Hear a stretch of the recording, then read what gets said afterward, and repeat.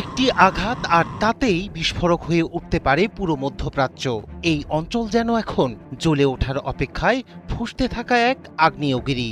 ইরানে হামলা মানে শুধু একটি দেশের বিরুদ্ধে আগ্রাসন নয়, এটি হবে গোটা অঞ্চলের জন্য যুদ্ধের সাইরেন। তেহরান স্পষ্ট করে দিয়েছে, সীমা পেরোলেই পাল্টা জবাব আসবে, বহুমুখী ও বিধ্বংসী। কাতার থেকে সৌদি আরব, কুয়েত থেকে দখলকৃত ভূখণ্ড, ইসরায়েল, কেউই থাকবে না এর বাইরে। ইরানি পার্লামেন্ট স্পিকার মোহাম্মদ বাঘের ঘালিবাফ স্পষ্ট করে জানিয়ে দিয়েছেন, ইরানে আঘাত মানেই মধ্যপ্রাচ্যকে আগুনের দিকে ঠেলে দেয়া।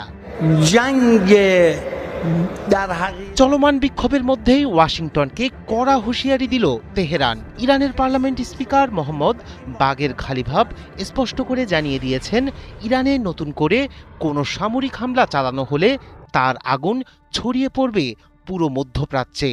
রোববার মার্কিন প্রেসিডেন্ট ডোনাল্ড ট্রাম্পকে উদ্দেশ্য করে দেয়া এই সতর্কবার্তায় ঘালিবাফ বলেন, আমেরিকা যদি হামলার পথ বেছে নেয় তাহলে শুধু দখলকৃত ভূখণ্ড ইসরায়েল নয়, মধ্যপ্রাচ্যে মার্কিন সামরিক ও নৌ পরিবহনের কেন্দ্রগুলো ইরানের বৈধ লক্ষ্যবস্তুতে পরিণত হবে। একই সঙ্গে আমেরিকার কৌশলগত মিত্রদেরও করুণ পরিণতি ভোগ করতে হবে বলে হুঁশিয়ারি দেন তিনি। বিশ্লেষকদের মতে এই বক্তব্যের মাধ্যমে কাতার, সৌদি আরব, কুয়েত ও বাহরাইনে অবস্থিত মার্কিন সামরিক ঘাঁটিগুলোর দিকেই স্পষ্ট ইঙ্গিত দিয়েছেন ইরানের পার্লামেন্ট স্পিকার। এই দেশগুলো দীর্ঘদিন ধরে আমেরিকার সাথে ঘনিষ্ঠ সামরিক ও কৌশলগত সম্পর্ক বজায় রেখে চলেছে। এর আগে ইরান বহুবার প্রমাণ করেছে, চাইলেই মধ্যপ্রাচ্যে বড় আঘাত হানার সামর্থ্য রাখে তারা। উন্নত ক্ষেপণাস্ত্র ব্যবস্থা, ড্রোন সক্ষমতা এবং আঞ্চলিক মিত্রদের শক্ত নেটওয়ার্ক ইরানকে একটি ভয়ঙ্কর প্রতিরোধ শক্তিতে পরিণত করেছে। সামরিক বিশ্লেষকদের মতে, ইরানে হামলা হলে তা আর সীমিত থাকবে না, সংঘাত ছড়িয়ে পড়বে গোটা অঞ্চলে।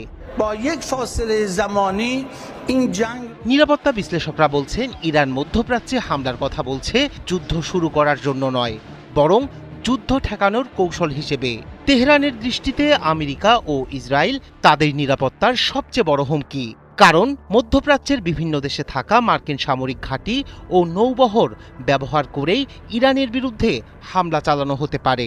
তাই ইরান স্পষ্ট করে জানিয়ে দিয়েছে, যদি তাদের ভূখণ্ডে আঘাত আসে তাহলে সেই হামলার উৎস ও সহযোগী দেশগুলোকে বৈধ লক্ষ্যবস্তু ধরা হবে।